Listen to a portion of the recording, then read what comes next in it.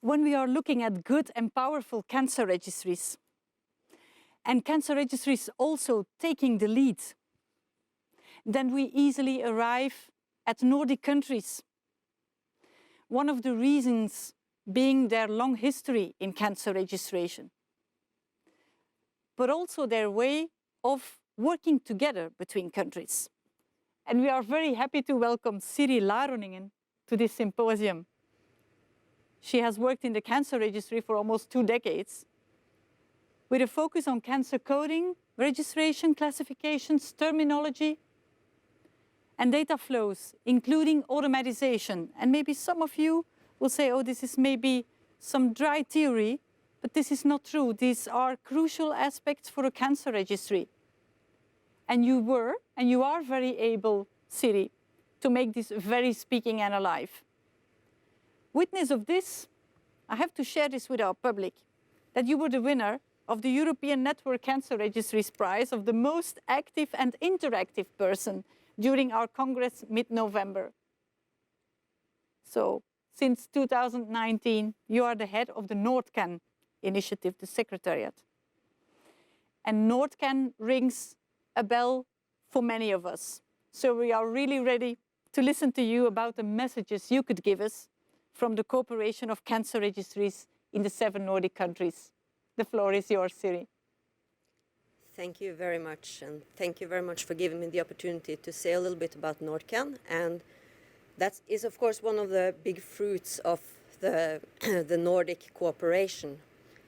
And I will run through the first parts of this presentation very much like Daphne Skippers is running 200 meters, 100 meters, very, very fast, and spend a little bit more time on the usability of NORDCAN and the lessons learned from this, effort that we are doing.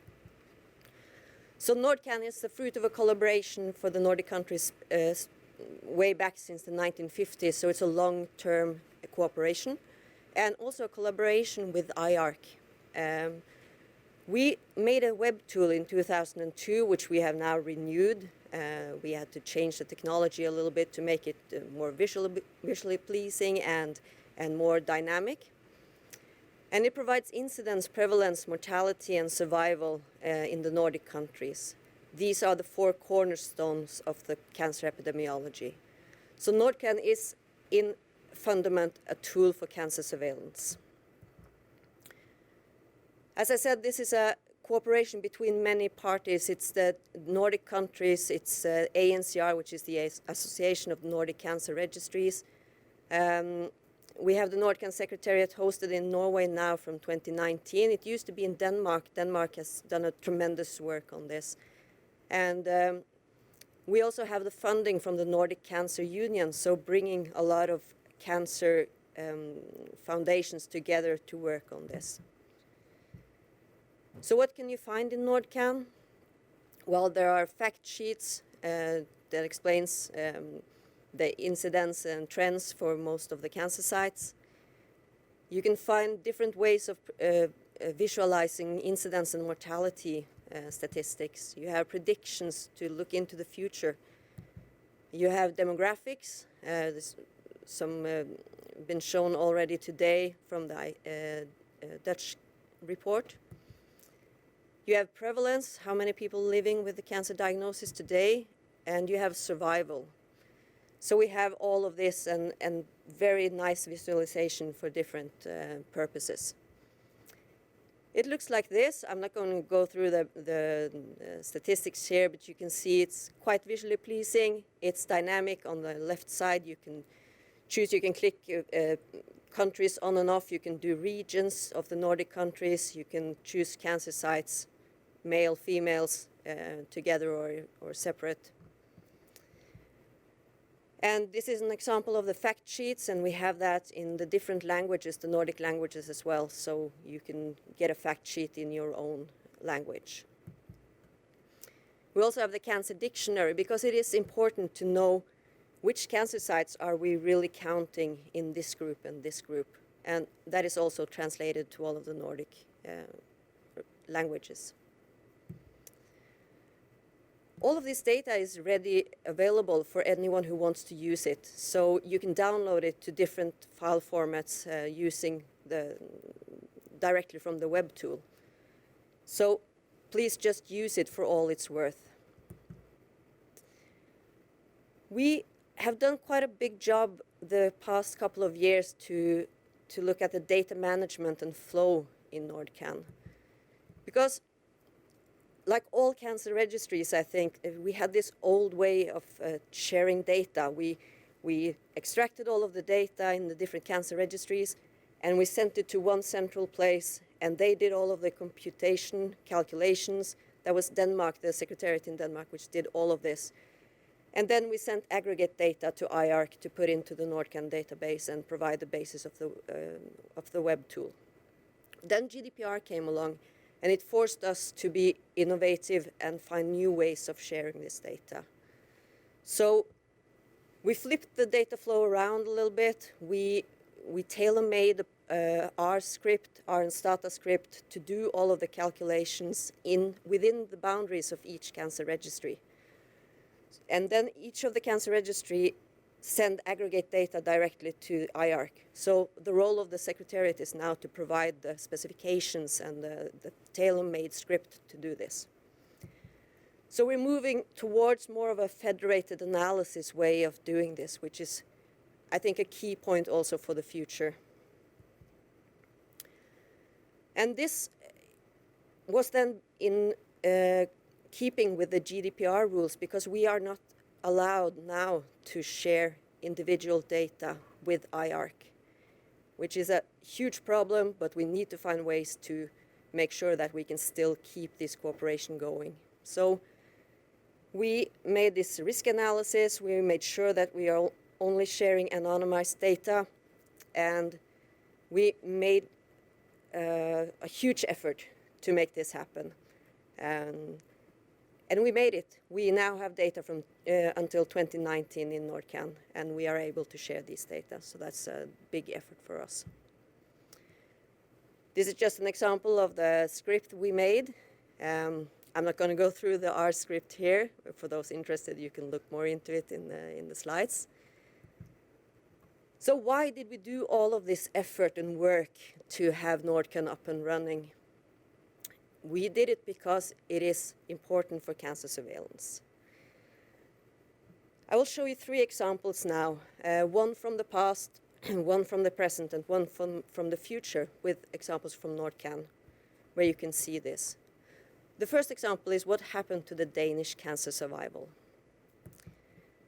If you look at this graph, you look at the purple pinkish line, you can see that for males, which this graph is showing, the survival was quite much lower in Denmark than in the other countries. You could see the same for women. You could also see the same, for instance, for lung cancer. And there's really no reason for Denmark to have a lower survival than the other Nordic countries. The Nordic countries are quite comparable.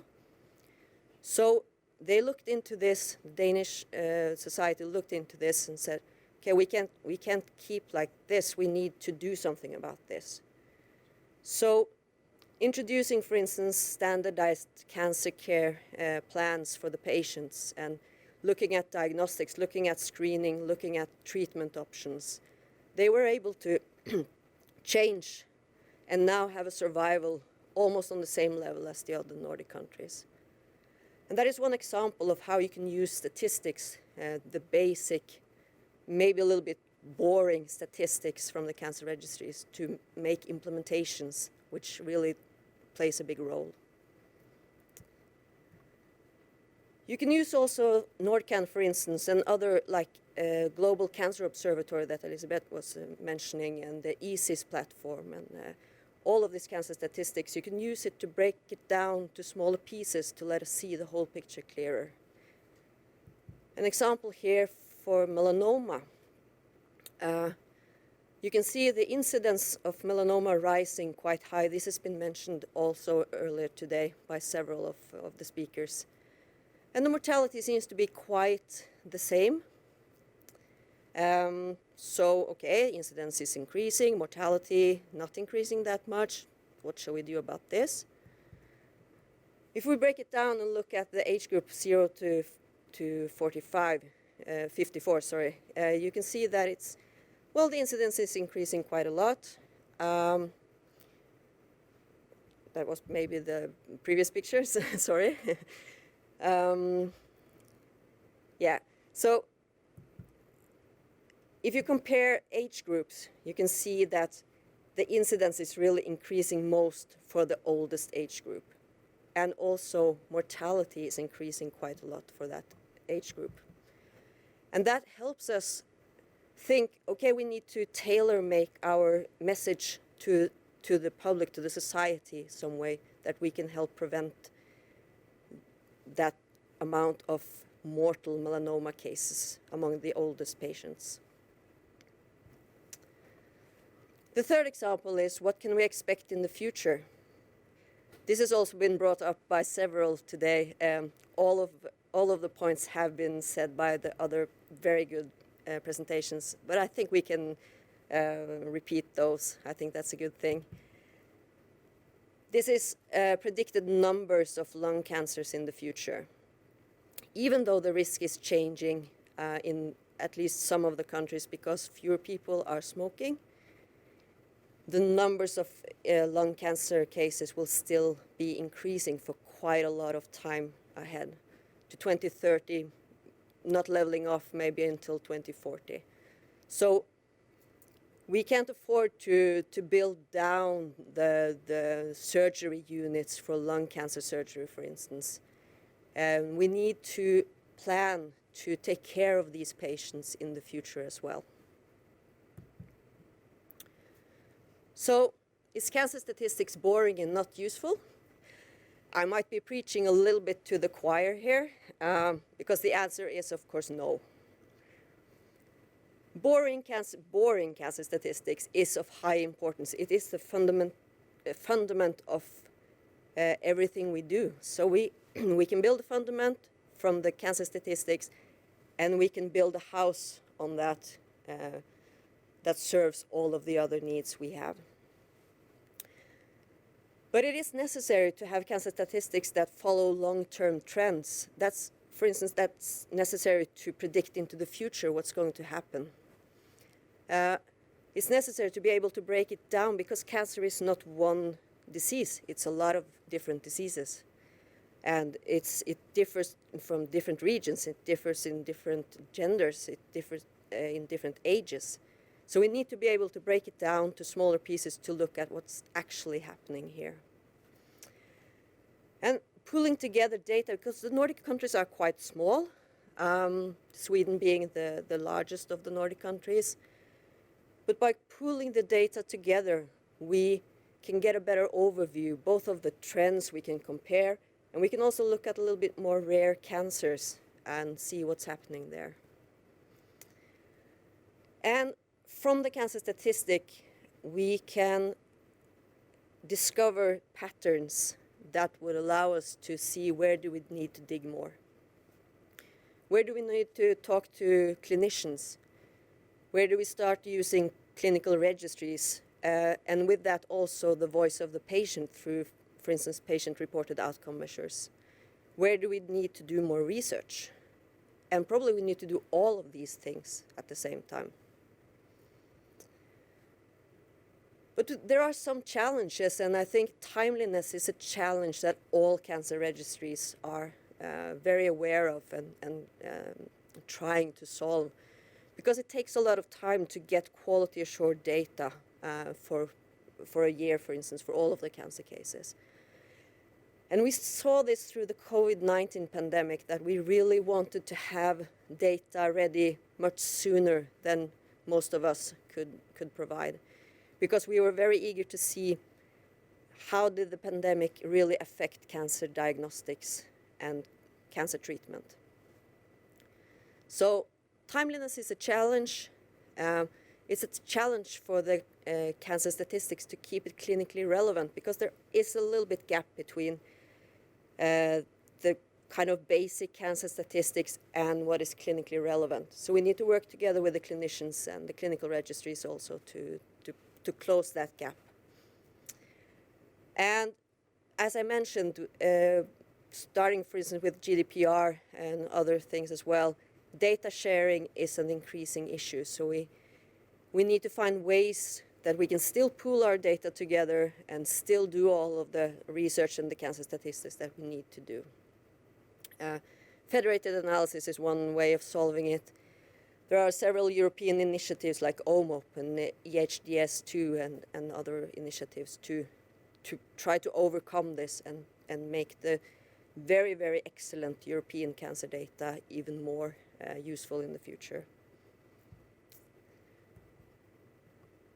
So we need to continue to do the ever-going work on harmonizing registration of cancer and quality assurance, discussions on inclusions, exclusions.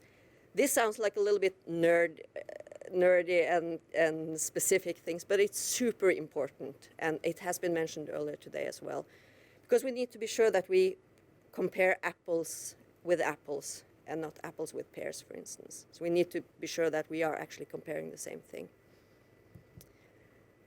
We need to use all of the tools we have, like NORDCAN, like GCO, like ECIS, in cancer surveillance even more actively. We need to do research. And we need to make sure that cancer societies, researchers, and others use these tools that we have with the boring cancer statistics. Because tools like this are low-hanging fruit. All of the analysis is already done. All of the graphs and tables are already made. And it should just be used for all that it's worth and more. And because this is not just the effort of the cancer registries in the Nordic countries, it's the effort of all people working together for cancer registration and also the patients. So we need to continue this cooperation to bring not only years to life, but also life to years for the patients. Thank you. Thank you very much, Siri. We have some questions for you, so please join us at the table here.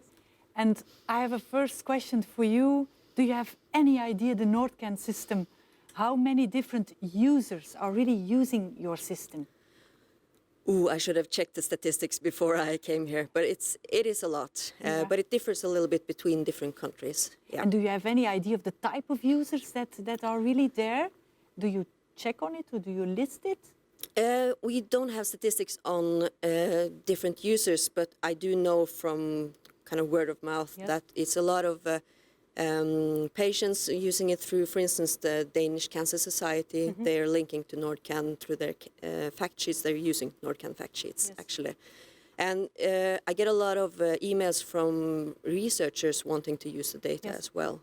But it should be used even more because it's a very good source of information. Yes, it is. It is the low-hanging fruit that you are referring to, so we all know who you are referring to. And what could be the next step? Because now you say it's low-hanging fruit. Is there any other fruit that you could hang and that could be available for others? Do you have plans in it? We tried to detect it in your presentation. What could that be? Yeah, we've spent a lot of time now, as I mentioned, to just renew everything, to make a basis of making it even more useful in the future. So it was a necessary kind of a rebuild of the house.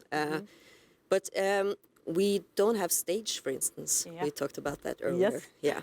So that would be a good addition. But then the issue of GDPR and sharing data is becoming more prominent because it would make the data even more detailed, making it harder to be sure that it's anonymous and that we can share it with IARC. So, but delicate balance. Yes, a very delicate balance. But we do have thoughts of what we would like to have in the future. We just added a few things like the estimated annual percentage change and the cumulative risk of cancer. So we're adding a few small things every now and then. And also making it a little bit easier for users to get the kind of raw data behind it. Yeah. Okay, and that is possible for GDPR?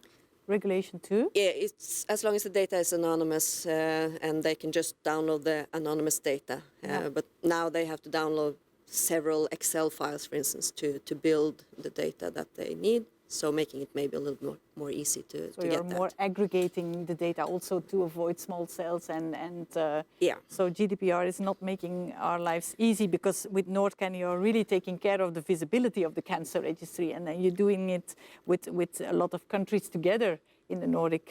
So that's really great. I look at my list to see, because there were other questions. How could it extend to more clinical data for the clinical registries, for example? Because now you have shown the more popular epidemiologic descriptors. Yeah. What about more clinical data? What do you think? Very interesting topic, and clinical registries are getting more and more common in the Nordic countries as well. And I think there's a huge value to getting that data as well, but it's a little bit still in the future. Yeah. But it, as I said, it's one of the challenges to make it more clinically relevant. Yes. Like you also refer to the decentralized, or how do I have to call it, the federated approach, as you say it beautifully. I think that the Netherlands Cancer Registry is also working on that. So do you think that we could move on there also to have more data available together, or more results? Yeah, I'm hoping for that, because we are discussing this very much both with IKNL and between the Nordic countries and other corporations we have. How can we use our data even more? Because that's really what the cancer registries are about. Do we do more federated analysis? Do we do synthetic data sets like the IKNL has just proven it's possible to do? And we just need to be innovative in the future as well, I think. Yeah. It's a plea for collaboration. Yes. If I'm right. Yeah. Thank you. Yeah. Thank you so much, Siri, for that. And I think it's a good launch for the next and to move on with our program. Thank you so much, Siri. It was very helpful.